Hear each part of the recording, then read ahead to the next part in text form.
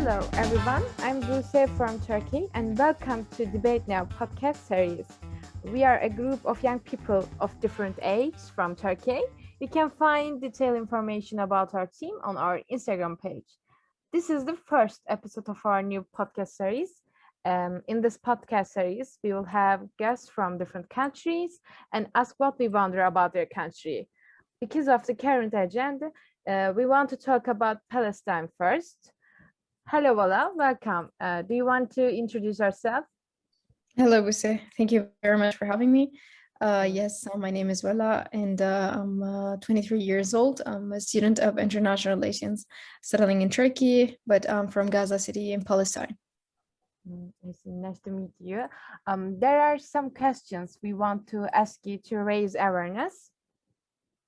Yes, of course. Please go ahead. I'd love to answer. Okay. First of all, what's happening in Jerusalem, especially in Sheikh Jarrah, as a young Palestinian living abroad?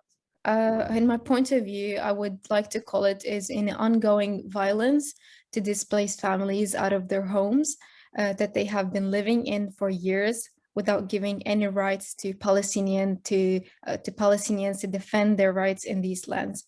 I would like also to call it as a ethnic cleansing because, as many reported, there are so many other empty buildings in the neighborhoods in Jerusalem where these settlers can live in. However, their purpose is to cleanse the area from any Palestinian. And also, this is not the first time what happened in Jerusalem. This event is repeated every Ramadan, but this time people became more and more aware. What does this mean for Palestinians? Do you feel this support? So social media is playing a very important role in this topic. I see people are with us in almost all over the world, but maybe their governments are not. However, we can see a very big support from so many people because of the spread of awareness all over the social media. It's very important for Palestinians. To be honest, I wonder that Gaza has been under blockade for years. It's an open air prison. People cannot even escape. Despite this, it's heavily bombed. As a politics student, how do you see the United Nations and European countries supporting Israel despite this?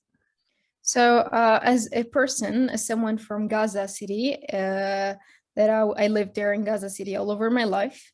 I see a big support from European countries to Israel, as well as the United Nations, that they're not taking any serious actions towards what is happening in Gaza.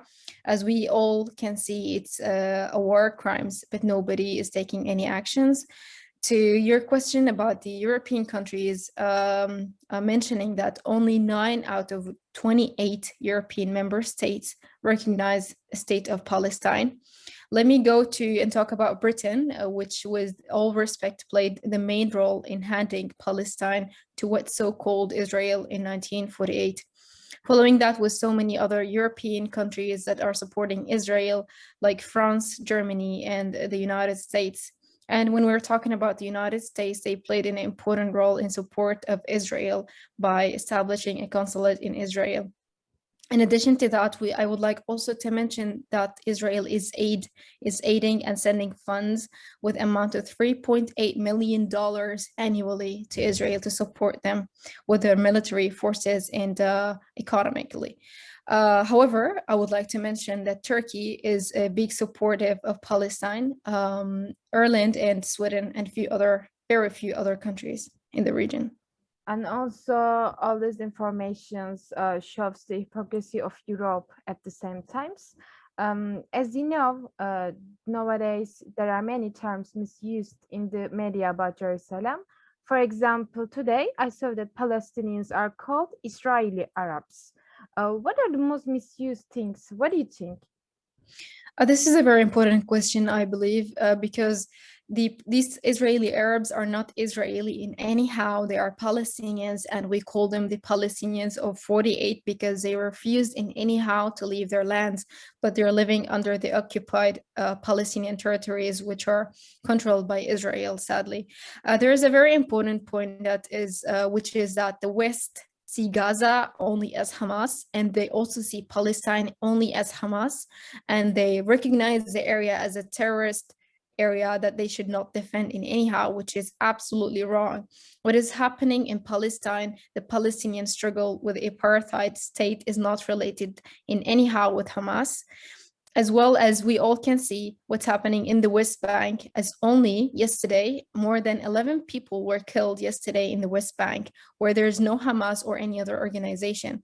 It's about injustice and racism towards Palestinians. Finally, after all this loss, do you believe that good times will come for Palestine? So, with no doubt, of course, I also believe that these are the good times now. Right now, they're happening despite the destruction, despite the dead people that are in Gaza right now and the West Bank and so many other places in Palestine. We are all witnessing a Palestinian unit. All states, all places, every inch and corner of Palestine is all fighting together to gain their rights and to have a Palestinian land that is occupied right now. And I believe that Palestine will be free one day. We hope for that. Thank you, Ola, for joining and your explanation. Is there anything you want to add? I would like to ask and urge everybody to spread on social media, because the more support we have from you guys, the more people stand with us, and the more these actions will stop, and the less dead people will be dead. We should retweet it, write about it, speak it to raise awareness. You're right.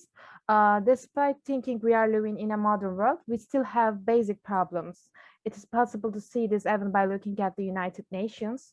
They cannot produce effective solutions to the humanitarian tragedy inflicted on Palestinians and remain passive. As young people, we hope to see the days when the occupation ends and the Palestinians gain their rights.